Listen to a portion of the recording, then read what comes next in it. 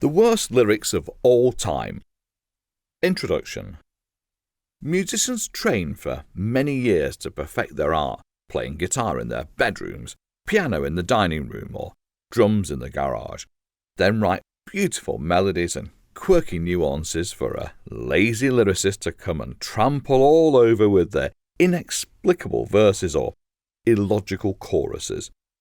Lyrics can be beautiful, poignant, touchy, funny, full of emotion, and talk to you about your life, your feelings, give you comfort, trigger better memories, and help you through the darker times.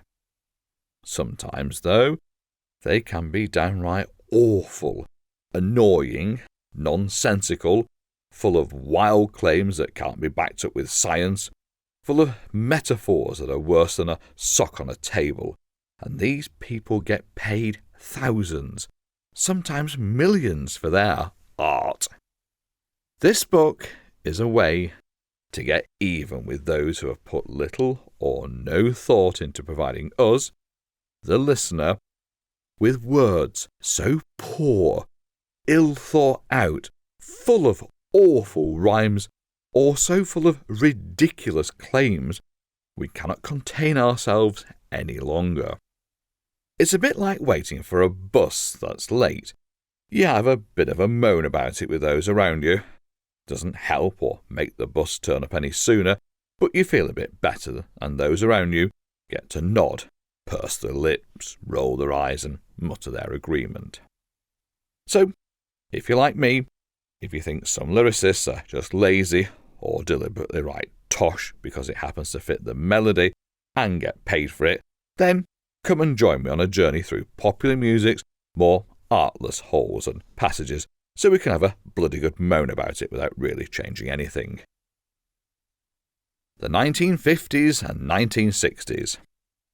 The popular music charts began in 1940, when the popularity of a song was gauged by the sales of sheet music.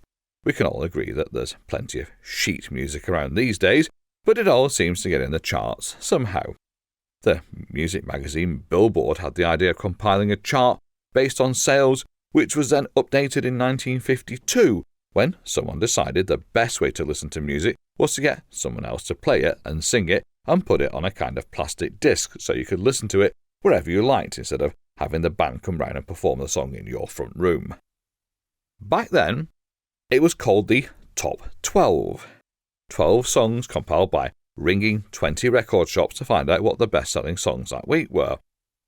Here in My Heart by Al Martino was awarded the top spot, a song about ventricles, probably, and began the tradition of listing things for no reason. Other magazines got involved, and by 1955, based their charts on postal returns or telephone polls. Then album charts started somehow, and the NME, Record Mirror, and Melody Maker were all getting involved. The upshot was people were being told what everyone else thought was good music, namely the public, and the radio stations and the record stores, but, well, mainly the latter two. Didn't seem to matter what the singers were waffling on about, songs about how love hurts or how love is the greatest thing ever. Using lyrics written with crayons were flying up the charts and making songwriters stupidly rich. The 60s is probably best known for twangy guitars and tinny production of rock and roll, beat and pop music. The Beatles were the forerunners, of course, making monks' haircuts fashionable for the first time since the Vikings invaded. The Monkees tried to copy, but only 2 of them had a monk's haircut and so were doomed to failure. Skiffle became a novel way of utilising old kitchen equipment and brought success for the likes of Lonnie Donegan. Liverpool was a hotbed of music, with over 2 bands touring the local clubs and ballrooms using Buddy Holly as inspiration. The Beatles got good in 1962 and allowed other bands who wanted to be them, but weren't quite good, to get in the charts too, such as Jerry and the Pacemakers, the Searchers and the Swinging Blue Jeans, getting their band name from the contents of their washing line on a windy day. I hope you enjoyed the audiobook extract that I narrated. If you'd like to hear more, please get in touch with me, Peter McGiffin, or download a copy from Audible. To hear more samples, please head over to my website at www.petemcvoices.com.